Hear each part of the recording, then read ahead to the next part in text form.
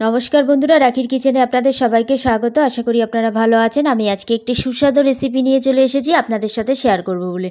যদি রেসিপিটা ভালো লাগে লাইক করবেন, কমেন্ট করবেন আর সাবস্ক্রাইব করার অনুরোধ রইল। পাশে থাকা বেল আইকনটাকে টিপে দেবেন, যখনই আমি নিত্য নতুন ভিডিও ছাড়ব নোটিফিকেশন সবার আগে আপনাদের কাছে পৌঁছে যাবে। আর আমার চ্যানেলটাকে সবার সাথে শেয়ার করুন আর আমার পুরো ভিডিওটাকে অতি অবশ্যই দেখুন। আর আজকের নতুন রেসিপি হচ্ছে কড়াইশুঁটির খাস্তা কচুরি। বাড়িতে কিভাবে সহজ পদ্ধতিতে তৈরি করতে পারবেন খাস্তা কচুরি, সেই খাস্তা কচুরির রেসিপি আপনাদের সাথে শেয়ার করছি।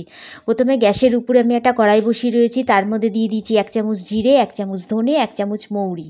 এটাকে ভালো করে ভেজে রেডি করে নিলাম। তারপরে মিক্সিং জারে বেশ 500 মতন কড়াইশুঁটি নিয়ে নিয়েছি। 5 থেকে 6টা কাঁচা লঙ্কা দিয়ে দিলাম আর যে ভাজা মশলাটা সেটা দিয়ে ভালো করে মিক্স করে দিলাম। মিক্স করতে হবে কীরকম, একটু দরকাচা মিক্স করতে হবে, সেটা আমি পরে দেখিয়ে দিচ্ছি।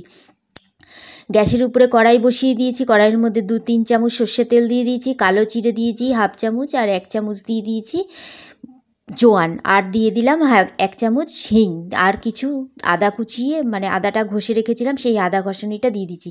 আর এই যে এখানে যে দেখতে পাচ্ছেন পেস্টটা, এই যেরকম আদা কাঁচা দরকাচা করে পেস্ট করে নিতে হবে। তো তাহলে কি হবে যে আমি যে খাস্তা কচুরিটা বানাবো তাতে খেতে স্বাদ হবে। তারপরে দিয়ে দিলাম 1/2 চামচ রেড চিলি পাউডার, 1/2 চামচ হলুদ আর স্বাদ অনুযায়ী লবণ, 1 চামচ চিনি আর 1/2 চামচ গরম মশলা। এগুলোকে দিয়ে ভালো করে সুন্দর করে এটাকে এবার এখন মিক্স করে নেবো। আমি এটাকে খুব সুন্দর করে মিক্স করে নিতে হবে। আর ওই পুরটাকে বেশ ভালো করে ভাজা করে এরকম দলা করে যখন হয়ে যাবে তখন পুরটা ঠান্ডা করতে করতে আমি এখানে যে ময়দাটাকে মেখে রেখেছিলাম কিছু দিইনি। ময়দাটার মধ্যে আমি এখানে 250 গ্রাম ময়দা নিয়েছি। 250 গ্রাম ময়দার মধ্যে আমি দিয়ে দিয়েছি 3 চামচ হচ্ছে ঘি, স্বাদ অনুযায়ী লবণ আর চিনি আর কিছু কালো জিরে দিয়ে মেখে লেচি করে সুন্দর করে নিয়ে এই যে বাটি বানিয়ে নিলাম। বাটি বানিয়ে নেওয়ার পরে ওর মধ্যে ঠান্ডা হয়ে গেছে পুরটাকে এরকমভাবে ভুরে নিয়ে এরকমভাবে গোল করে হাতের সাহায্যে এরকমভাবে নিয়ে আর একটুখানি চ্যাপটা করে দিলেই হয়ে যাবে।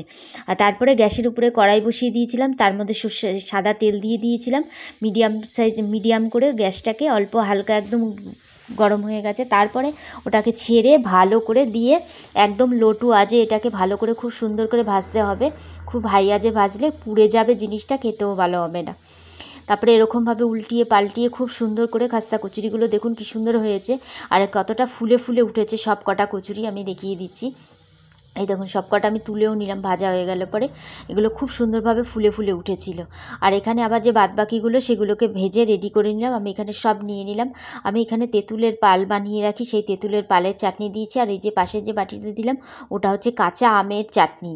কাঁচা আমের এরকমভাবে চাটনি বানিয়ে রাখি, অনেক কিছু এরকম পকোড়ার সাথে খাওয়া যায়, খুব ভালো লাগে, টেস্টও লাগে। চাটনিটা আপনাদের সাথে অতি অবশ্যই শেয়ার করব। তাই ভিডিওটা আজকের মতন এখানেই শেষ করলাম। আবার একটি নতুন ভিডিও নিয়ে চলে আসবো। ততক্ষণের জন্য ভালো থাকুন, সুস্থ থাকুন।